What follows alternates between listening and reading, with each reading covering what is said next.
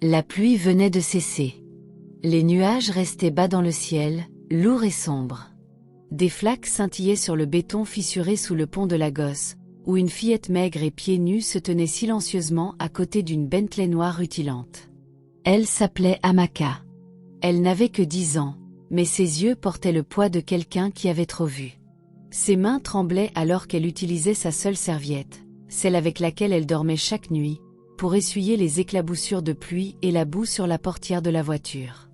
La serviette était fine, déchirée sur les bords, mais elle frottait avec des gestes soigneux, comme si la voiture était en or.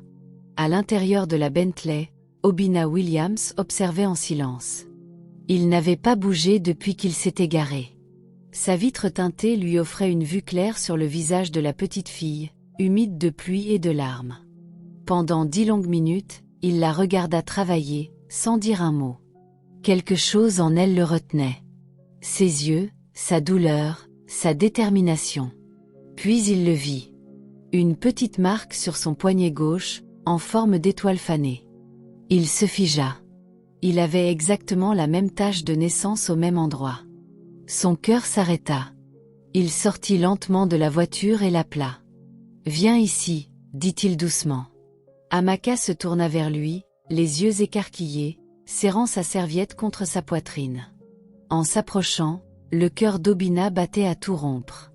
Quelque chose en lui hurlait que ce n'était pas une simple coïncidence. Mais il resta calme. « Pourquoi nettoies-tu ma voiture ?» Elle s'inclina légèrement. « Elle était sale, monsieur. Je voulais juste aider. » Obinna la fixa un instant, puis sortit une liasse de billets de Naira de son portefeuille. « Tiens, prends ça, » dit-il, lui tendant 20 000 Naira. Mais Amaka secoua la tête. « S'il vous plaît, monsieur, » dit-elle doucement, puis s'agenouilla. « Je ne veux pas d'argent. J'ai juste besoin d'un service. » Il cligna des yeux, surpris. « Ma mère est à l'hôpital. Elle est très malade. Les médecins disent qu'elle mourra dans les prochaines 24 heures si je ne paye pas. Je n'ai personne d'autre, monsieur. Mon père est mort. Aidez-moi à la sauver, s'il vous plaît. » Des larmes coulaient sur ses joues.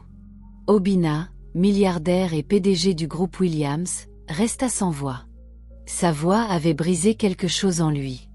Une douleur qu'il n'avait pas ressentie depuis des années ressurgit dans sa poitrine. Il regarda la petite fille tremblante devant lui et prit une décision. « Monte dans la voiture, » dit-il.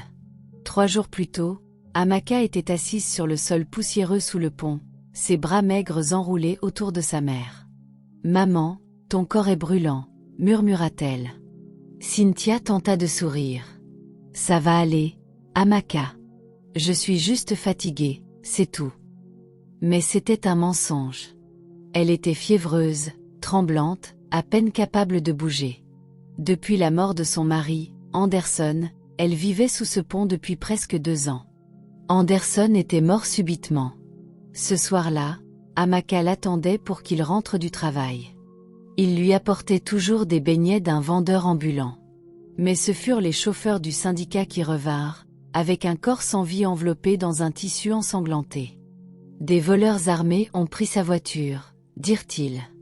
Ils l'ont abattu quand il a refusé de lâcher. Amaka hurla. Sa mère s'effondra. Anderson était diplômé d'université, un homme fier qui avait cherché du travail pendant des années. Quand rien ne venait, un ami lui avait donné une voiture, et il était devenu chauffeur de taxi. Cette voiture les nourrissait. Cette voiture était leur espoir. Quand il mourut, tout mourut avec lui. Le propriétaire les expulsa 2 mois plus tard. Depuis, le pont était devenu leur seul abri. Leur vie se réduisit à des miettes et à la mendicité. Amaka avait abandonné l'école. Cynthia devenait plus maigre, plus faible, et maintenant ceci. Un inconnu bienveillant avait conduit Cynthia à une clinique 3 jours auparavant. Le diagnostic était critique, malnutrition aiguë et calculs rénaux. Il faut une opération immédiate. C'est 10 millions de Naira, avait dit le médecin. Amaka était restée au chevet de sa mère, tenant sa main fermement. « Maman, ne meurs pas. Je trouverai l'argent. Attends-moi. » Cynthia, trop faible pour parler, cligna lentement des yeux. Ses lèvres bougèrent, mais seules des larmes coulèrent. De retour au présent, Amaka était dans la Bentley. Ses vêtements étaient trempés, ses cheveux en désordre, ses pieds boueux. Elle contemplait le luxe autour d'elle, les sièges en cuir impeccable, le bourdonnement discret du moteur, une légère odeur de parfum et de pouvoir. Obina la regardait dans le rétroviseur en conduisant. « Où est l'hôpital » demanda-t-il. Amaka lui donna l'adresse. Il ne dit plus un mot. À l'entrée de l'hôpital, les gardes se figèrent en voyant le milliardaire sortir. Les infirmières chuchotaient alors qu'il entrait avec une petite fille en haillons à ses côtés. Lorsqu'ils atteignirent la chambre de Cynthia, Obina s'arrêta. Cynthia était allongée, si pâle qu'elle semblait un fantôme. Sa peau collait à ses os. Elle était inconsciente. La vue brisa Obina. « Faites l'opération, dit-il au médecin. Maintenant. Je paierai. » L'opération dura des heures. Amaka attendait dehors, recroquevillée sur une chaise en plastique. Obina était assis à côté d'elle, silencieux. Son esprit s'emballait. Cette tache de naissance, ce visage, cette voix. Il ne savait pas pourquoi, mais quelque chose en lui murmurait « Tu les connais ». Quand le médecin annonça que l'opération était réussie, Amaka éclata en sanglots et serra Obina dans ses bras. « Merci, monsieur. Merci. » Obina sourit seulement et posa une main doucement sur son épaule. « Tu es en sécurité maintenant, » murmura-t-il. Mais dans son cœur, il savait que ce n'était que le début. Plus tard cette nuit-là, dans son bureau privé, Obina sortit une vieille photo d'un album défraîchi. Il fixa une jeune femme sur la photo, ses yeux brillants, son sourire familier. C'était une photo d'il y a 10 ans. Il prit une profonde inspiration. Était-ce vraiment elle? Il décrocha son téléphone et passa un appel. « Trouvez-moi un laboratoire privé. J'ai besoin d'un test ADN. Urgemment. » Le soleil perçait à travers les rideaux de la chambre d'hôpital, projetant une douce lumière dorée sur le visage pâle de Cynthia. Ses yeux s'ouvrirent lentement, s'adaptant à la luminosité. Le bip familier du moniteur cardiaque fut le premier son qu'elle entendit. Puis des pas. Elle tourna faiblement la tête, s'attendant à voir une infirmière.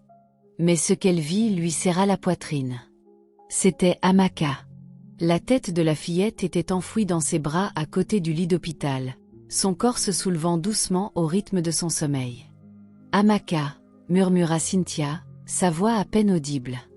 Amaka remua, cligna des yeux et sursauta. « Maman, maman, tu es réveillée » cria-t-elle. Les larmes coulaient librement sur son visage alors qu'elle serrait sa mère dans ses bras, terrifiée à l'idée de la lâcher. « Tu as réussi. Je t'avais dit que je trouverais de l'aide. Je t'avais dit de m'attendre. » Cynthia parvint à esquisser un faible sourire, bien que des larmes perlent dans ses yeux. « Comment, Amaka? Comment as-tu » Avant qu'elle ne puisse finir, la porte s'ouvrit. Obina entra, vêtue d'un costume gris anthracite, sa présence calme mais imposante. Les yeux de Cynthia s'écarquillèrent. Elle connaissait ce visage. Il était plus vieux, plus raffiné, mais toujours si familier. Sa respiration se bloqua. « Bonjour » dit Obina doucement, s'approchant. « Heureux de vous voir réveillée, madame. » Amaka se tourna vers lui avec excitation. « Maman, c'est lui qui nous a aidés. Il a payé pour ton opération. Il s'appelle Monsieur Obina. » Cynthia cligna des yeux, essayant de se ressaisir. Ce ne pouvait pas être lui, n'est-ce pas? « Merci, monsieur, » dit-elle, la voix tremblante. « Je ne sais pas comment vous rembourser. » Les yeux d'Obina restaient fixés sur elle, mais il hocha poliment la tête. « Pas besoin, concentrez-vous sur votre rétablissement. » Mais dans son esprit, les pièces s'assemblaient à toute vitesse. 12 ans plus tôt, Obina venait de terminer ses études à l'université du Nigeria. La fête de fin d'année était endiablée. Lumière, musique forte, jeunes gens essayant d'oublier le stress des examens et la peur de l'avenir. C'est là qu'il l'avait vue, Cynthia. Elle portait une robe rouge et riait comme si le monde n'avait aucun poids. Il ne connaissait pas son nom à l'époque, seulement qu'elle était belle, intelligente et dansait comme si son cœur était en feu. Cette nuit-là, ils avaient parlé sous les étoiles. Une chose en avait entraîné une autre. Ce devait être une nuit sans lendemain. Il ne l'avait jamais revue. Une semaine plus tard, il était parti au Royaume-Uni pour son master. La vie allait vite. Son père était mort pendant son séjour à l'étranger. Il était revenu des années plus tard pour hériter du groupe Williams et devenir l'un des hommes les plus riches de Lagos. Mais maintenant, elle était là, sous les faibles lumières du plafond de l'hôpital, allongée sur un lit, faible et en convalescence. Et la fillette avec la tache de naissance, ses pensées s'emballaient. Il avait besoin de réponses. 2 jours plus tard, Cynthia et Amaka furent autorisés à sortir. Obinna ne les laissa pas retourner sous le pont. Au lieu de cela, il les conduisit lui-même directement dans sa maison à Banana Island. Amaka n'en croyait pas ses yeux. Les hautes grilles en fer, le magnifique jardin avec des fleurs taillées, les sols en marbre blanc, les lustres étincelants. « Maman, est-ce qu'on rêve ?» murmura Amaka, serrant la main de sa mère. Obinna sourit en donnant des instructions à son personnel. « Préparez 2 chambres d'amis, dit-il. Et donnez-leur tout ce dont elles ont besoin. » Cynthia protesta faiblement. « Monsieur, c'est trop. Nous ne pouvons pas accepter. »« J'insiste, » coupa Obinna doucement mais fermement. « Vous et votre fille avez assez souffert. » Il la regarda à nouveau. Ces mêmes yeux, cette même forme de lèvres. Ça devait être elle. Plus tard cette nuit-là, alors que la maison était silencieuse et qu'Amaka s'était endormie dans sa propre chambre pour la première fois depuis des années, Obinna appela son laboratoire privé. Il avait discrètement récupéré un échantillon sur la brosse à cheveux d'Amaka plus tôt dans la journée. Les résultats du test ADN étaient prêts. Il ouvrit l'email lentement, son cœur battant. Correspondance, 99,9%. Paternité confirmée. Le verre glissa de sa main et se brisa sur le sol. Il s'effondra dans un fauteuil, les yeux écarquillés d'incrédulité. Amaka était sa fille. Il resta silencieux pendant des minutes, abasourdi. Puis il se leva. Le lendemain matin, Cynthia se tenait dans le jardin, admirant les fleurs taillées. Sa peau commençait à retrouver son éclat. Ses yeux étaient plus clairs. Ses épaules ne s'affaissaient plus sous le poids du chagrin. Obinna la rejoignit en silence. « Cynthia, » dit-il doucement. Elle se tourna et sourit. « Oui, je me souviens de toi. » Son visage se figea. « Je ne savais pas que c'était toi. Pas avant maintenant. » Ses lèvres s'entr'ouvrirent, mais aucun mot ne sortit. « J'ai vu la marque sur le poignet d'Amaka, » dit Obinna. « C'est la même tache de naissance que j'ai. J'ai fait un test ADN. C'est ma fille, n'est-ce pas ?» Cynthia s'effondra. Des larmes coulèrent de ses yeux alors qu'elle couvrait sa bouche, tremblante. « Je suis désolée, » murmura-t-elle. Elle s'assit lentement sur un banc du jardin. Sa voix se brisa alors qu'elle parlait. « Après ton départ, j'ai découvert que j'étais enceinte. Je ne savais pas comment te joindre. Tu étais partie. J'étais déjà fiancée. Anderson, mon défunt mari, connaissait la vérité, mais il m'aimait. Il a accepté d'élever Amaka comme la sienne. Il disait que c'était mieux que d'affronter la honte de nos 2 familles. » Obinna écouta, stupéfait. « C'était un homme bon, » continua Cynthia. « Il n'a jamais traité Amaka comme si elle n'était pas la sienne. Même sur son lit de mort, il m'a dit de la protéger, quoi qu'il arrive. » Obinna s'assit à côté d'elle. Pour la première fois depuis des années, il était silencieux, non pas en tant que PDG, non pas en tant que milliardaire, mais en tant qu'homme et maintenant père. Ce soir-là, Amaka fut appelée dans le bureau. Elle entra et vit Obinna et Cynthia assis côte à côte. Les yeux de sa mère étaient rouges d'avoir pleuré. Obinna se leva, s'approcha et s'agenouilla devant elle. « Amaka, » dit-il doucement. « Il y a quelque chose que tu dois savoir. » Amaka les regarda, confuse. Obina prit sa main et la posa sur sa propre tache de naissance. Nous partageons cette marque, dit-il, la voix tremblante. Parce que je suis ton vrai père. Les yeux d'Amaka s'écarquillèrent. Elle recula d'un pas. Quoi? Cynthia hocha lentement la tête, pleurant à nouveau. Amaka les fixa tous les deux, son jeune visage rempli de choc, de trahison et de douleur. Vous mentez, murmura-t-elle. Elle se tourna et s'enfuit de la pièce. Amaka courut dans le couloir, ses pieds nus claquant contre le marbre. Les larmes brouillaient sa vue alors qu'elle poussait la porte d'entrée de la maison et sortait dans l'air frais de la nuit. Les étoiles au-dessus de la gosse scintillaient comme de minuscules diamants, mais pour Amaka, le ciel semblait s'effondrer. Elle s'effondra sur les marches du jardin et serra ses genoux contre elle. Comment cela pouvait-il être vrai?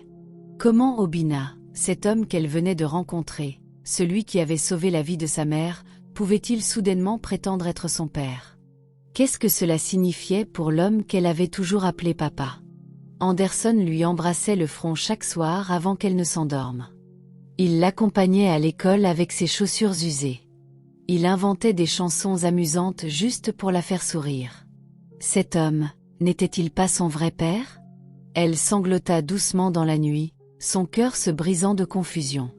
À l'intérieur de la maison, Cynthia faisait les 100 pas. Ses mains tremblaient. J'aurais dû lui dire plus tôt. Peut-être qu'elle ne serait pas si blessée. Obina restait immobile près de la fenêtre, regardant sa fille pleurer dans l'obscurité. Il voulait se précipiter dehors et la serrer dans ses bras, mais il savait que ce n'était pas le moment. Elle a besoin d'espace, dit-il calmement. Aucun enfant ne devrait avoir à vivre ça, dit Cynthia, la voix brisée. Obina se tourna vers elle. Une mère non plus. Le lendemain matin, Amaka ne sortit pas de sa chambre. Les domestiques frappèrent doucement, apportant son petit déjeuner. Pas de réponse. Cynthia essaya 2 fois. Toujours rien. En début d'après-midi, elle ouvrit enfin la porte et trouva Amaka assise en silence près de la fenêtre, serrant un jouet en peluche, l'un des rares objets qu'elle avait encore de leur vie sous le pont. « Je suis désolée, » dit Cynthia doucement. Amaka ne se tourna pas. « J'aurais dû te le dire plus tôt. J'aurais dû te le dire quand tu étais assez grande pour comprendre. Je voulais juste te protéger. » « Est-ce que papa savait ?» demanda Amaka, la voix faible. Cynthia hocha lentement la tête. « Oui, Anderson savait.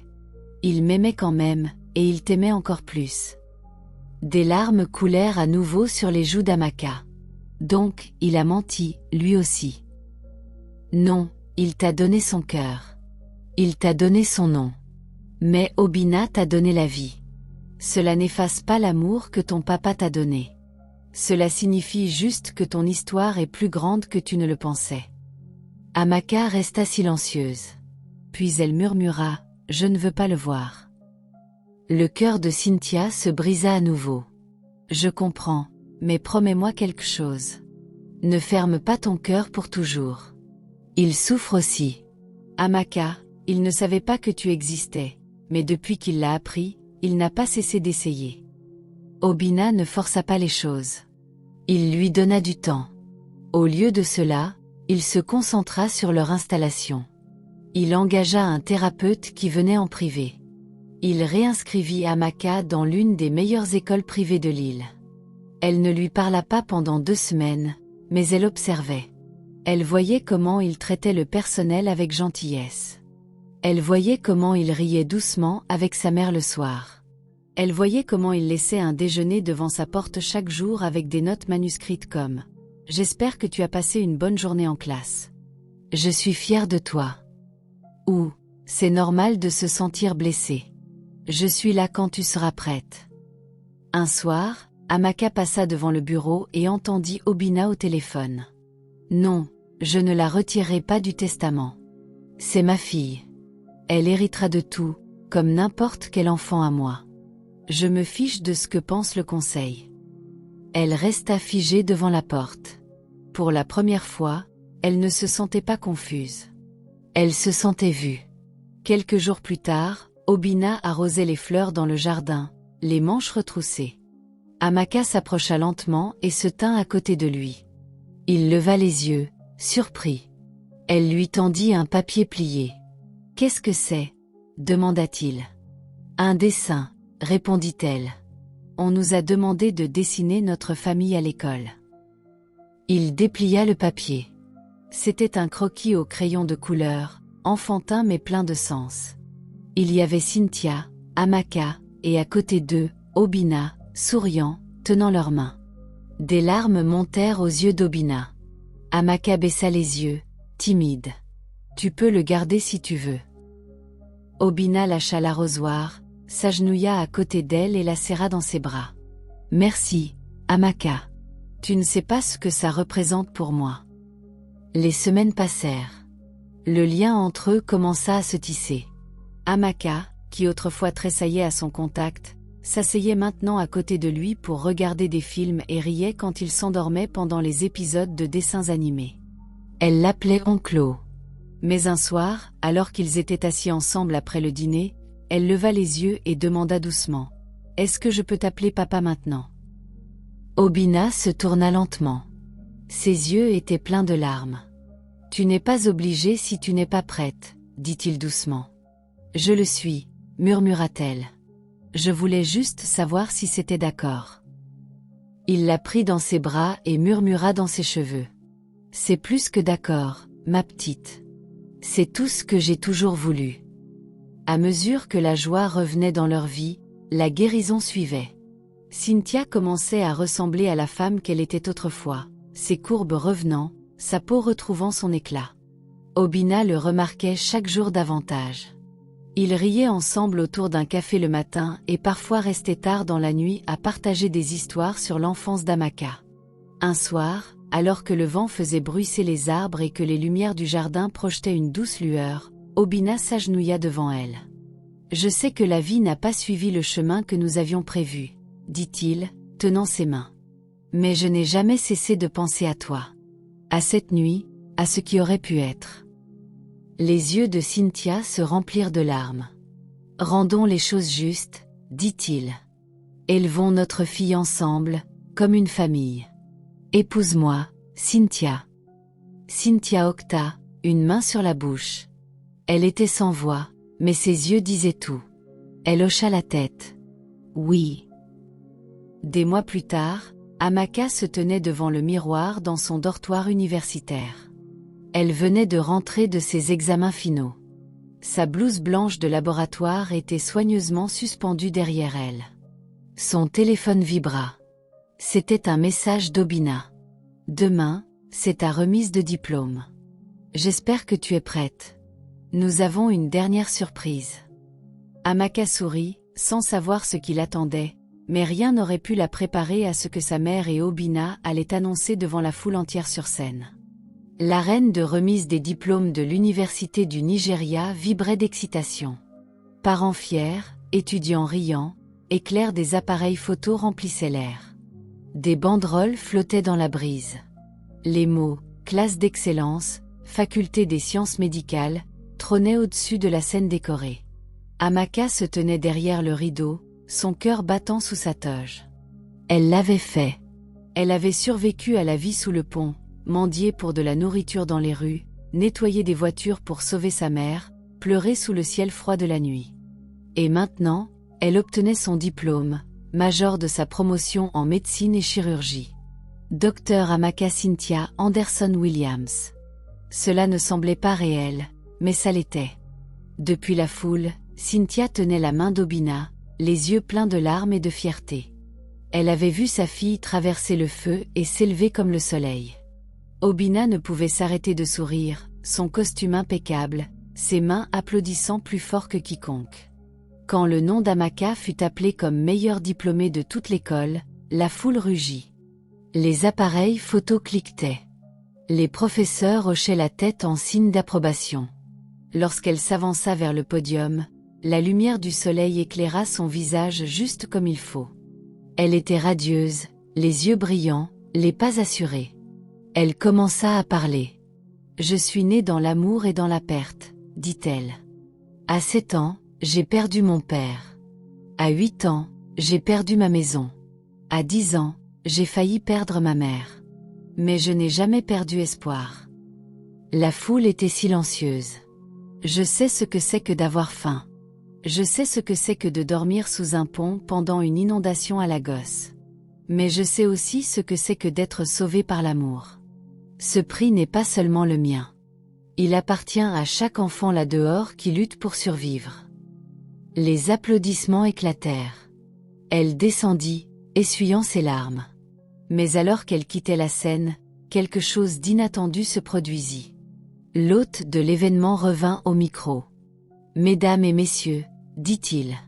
Avant de conclure, nous avons une dernière annonce, très spéciale. » Tout le monde se tourna. Aujourd'hui, les parents du docteur Amaka ont un message important à partager. Amaka se figea à mi-pas.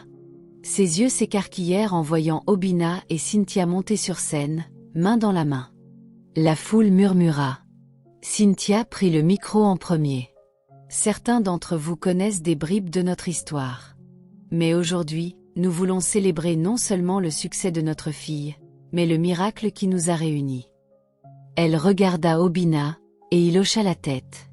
Puis, d'une voix calme et claire, il parla. « Nous allons nous marier. » La foule octa, puis éclata en acclamations. Les étudiants crièrent. Les parents applaudirent. Les professeurs sourirent, surpris. Amaka resta figée. Pendant un instant, elle ne pouvait pas bouger. Puis, lentement, elle couvrit sa bouche et éclata en sanglots. Sa mère s'approcha et la serra fort. « Nous voulions que tu l'apprennes ainsi, » murmura Cynthia. « Devant tout le monde, parce que tu as rendu cette vie possible pour nous tous. » Obinna s'avança et les serra toutes les deux. Les trois restèrent sur scène, mère, père, fille, s'enlaçant avec des larmes, des rires et une joie qui les enveloppaient comme une famille renaissante. Les photographes mitraillaient sans arrêt. L'image serait dans les journaux dès le lendemain matin. Le PDG milliardaire épouse une ancienne sans-abri à la remise de diplôme de leur fille. Les jours suivants, l'annonce furent comme un rêve. Les préparatifs du mariage commencèrent immédiatement. Des invitations furent envoyées à tous, des anciens camarades de classe aux partenaires internationaux. Des célébrités confirmèrent leur présence. Les journalistes se bousculaient pour des interviews. Mais Amaka remarqua quelque chose d'étrange. Soudain, des oncles et tantes du côté de son père Anderson, des gens qui ne leur avaient jamais rendu visite pendant leurs années sous le pont, commencèrent à appeler. « Amaka, nous sommes si fiers de toi. Ta mère ne nous a pas dit à quel point les choses allaient mal. Je suis sûre que tu peux aider ton cousin à obtenir un emploi dans l'entreprise de ton papa. Hein ?» Même des parents éloignés de Cynthia refaisaient surface. Mais Amaka voyait clair dans leur jeu. Ils n'appelaient pas parce qu'ils étaient désolés. Ils appelaient parce qu'ils voyaient la richesse. Elle et Cynthia en parlèrent une nuit sur le balcon. « Je ne les hais pas, » dit Amaka calmement. « Mais je ne peux pas les laisser revenir dans nos vies. Pas comme ça. » Cynthia hocha la tête. « Nous leur pardonnons, mais nous ne leur donnerons pas l'occasion de détruire ce que nous avons reconstruit. » Le jour du mariage arriva. Ce fut tout simplement magique. Un lieu en bord de mer, des dais en soie blanche et dorée. Des batteurs traditionnels accueillaient les invités en tenue igbo riche. Cynthia, dans sa robe de velours corail fluide, ressemblait à une reine. Obinna portait un agbada ivoire, sa montre scintillant sous le soleil de l'après-midi. Amaka accompagna sa mère dans l'allée, quelque chose qu'elle n'avait imaginé que dans les contes de fées. « Je n'aurais jamais cru que ce jour viendrait, » murmura Cynthia, les yeux brillants. « Mais il est là, » répondit Amaka. « Parce que nous n'avons jamais abandonné. » Ils atteignirent l'hôtel. Obinna attendait déjà, nerveux mais souriant. Alors que Cynthia le rejoignait, l'officiant commença la cérémonie. Puis un moment de silence. « Qui donne cette mariée ?» demanda le prêtre. Amaka s'avança fièrement. « Moi, » dit-elle. « De tout mon cœur. » La foule éclata en applaudissements doux. Et là, sous le soleil chaud du soir, Obinna et Cynthia furent unis par les liens sacrés du mariage. Deux âmes qui s'étaient retrouvées à travers la douleur, la persévérance et une incroyable petite fille. 3 ans plus tard, la maison des Williams était silencieuse. Amaka, désormais médecin à part entière, travaillant pour l'une des plus grandes compagnies pétrolières du Nigeria, venait de rentrer d'une longue garde à la clinique de l'entreprise. Mais ce qu'elle trouva à la porte la fit s'arrêter. C'était sa mère, tenant un bébé garçon. Cynthia semblait fatiguée mais heureuse. Obinna se tenait à ses côtés, souriant d'une oreille à l'autre. « Nous avons quelqu'un à te présenter, » dit-il. Amaka ouvrit la bouche. « Vous voulez dire ?»« Oui, » dit Cynthia. « Ton petit frère. » Des larmes jaillirent de ses yeux alors qu'elle s'avançait, tenant doucement le bébé. Mais alors qu'ils entraient, le téléphone d'Amaka vibra. C'était un message d'un numéro inconnu. Le texte disait « Tu penses avoir échappé au passé, mais il y a encore des choses que tu ne sais pas sur Anderson. » Elle leva les yeux, confuse, le cœur battant. La joie du moment s'estompait, remplacée par une étrange vague d'incertitude. Amaka fixa l'écran de son téléphone, le message brillant comme un fantôme dans la nuit. « Tu penses avoir échappé au passé, mais il y a encore des choses que tu ne sais pas sur Anderson. » Ses mains tremblaient. Elle entra lentement dans le salon où Cynthia et Obinna s'occupaient encore du nouveau-né, mais son sourire avait disparu. « Maman, » dit-elle calmement, montrant le téléphone. « M'as-tu tout dit sur papa Anderson ?» Cynthia s'arrêta. Ses doigts se figèrent sur la couverture du bébé. Obinna regarda le message et haussa un sourcil. Cynthia soupira profondément. « Il y a quelque chose que je ne pensais pas devoir te dire, » dit-elle. Amaka s'assit lentement. « S'il te plaît, je mérite la vérité. » Cynthia hocha la tête. Anderson n'a pas seulement accepté de t'élever parce qu'il m'aimait. Il devait quelque chose au père d'Obinna. Il y a des années, sa scolarité à l'université a été financée par la famille Williams. Quand je suis tombée enceinte et qu'Obinna a disparu, Anderson savait que c'était scandaleux. Mais il a dit que m'aider, t'élever, était sa façon de rembourser la famille qui lui avait donné un avenir. Les yeux d'Amaka s'écarquillèrent. Donc, il savait que j'appartenais à la même famille qu'il avait aidé à s'élever. Oui, murmura Cynthia. Mais il ne t'a jamais traité comme si tu n'étais pas sa fille. Il a choisi de t'aimer librement, pleinement, même si cela lui coûtait tout. Obinna s'assit, silencieux un moment. Cela explique pourquoi il n'a jamais demandé d'aide, même quand il luttait. Il devait ressentir de la honte ou de la fierté. Amaka cligna des yeux pour retenir ses larmes. Il était plus qu'un père pour moi. Maintenant, je comprends pourquoi il est mort en protégeant cette voiture. Ils restèrent silencieux un moment, les souvenirs remplissant la pièce comme une brume. Puis Cynthia sourit doucement. Ce message, peut-être que ce n'était pas une menace. Peut-être que c'était un rappel que le passé ne nous a pas brisés. Il nous a construits. Obinna se leva et posa une main sur l'épaule d'Amaka. Tout ce que tu es aujourd'hui, Amaka, est bâti sur la force de 3 personnes, Anderson, ta mère, et toi. Amaka hocha lentement la tête, une larme roulant sur sa joue. Alors, je m'assurerai que son nom ne soit jamais oublié. 2 mois plus tard, lors de la cérémonie officielle de baptême de son petit frère, Amaka dévoila quelque chose d'inattendu. La Fondation Anderson pour les enfants des rues, une organisation à but non lucratif créée en l'honneur de l'homme qui lui avait donné de l'amour quand le monde ne lui donnait rien. Obinna fit un don initial de 500 millions de Naira. Cynthia devint le visage de l'initiative et Amaka, elle, se tenait droite, audacieuse, inébranlable. D'une fille sans abri qui nettoyait autrefois la Bentley d'un inconnu avec sa seule serviette, à médecin, à fille, à voix pour les oublier. Et cette fois, il n'y avait plus de secret, juste de l'amour, réel, honnête, incassable. Si vous avez aimé cette histoire, commentez, partagez et abonnez-vous à notre chaîne pour plus d'histoires intéressantes.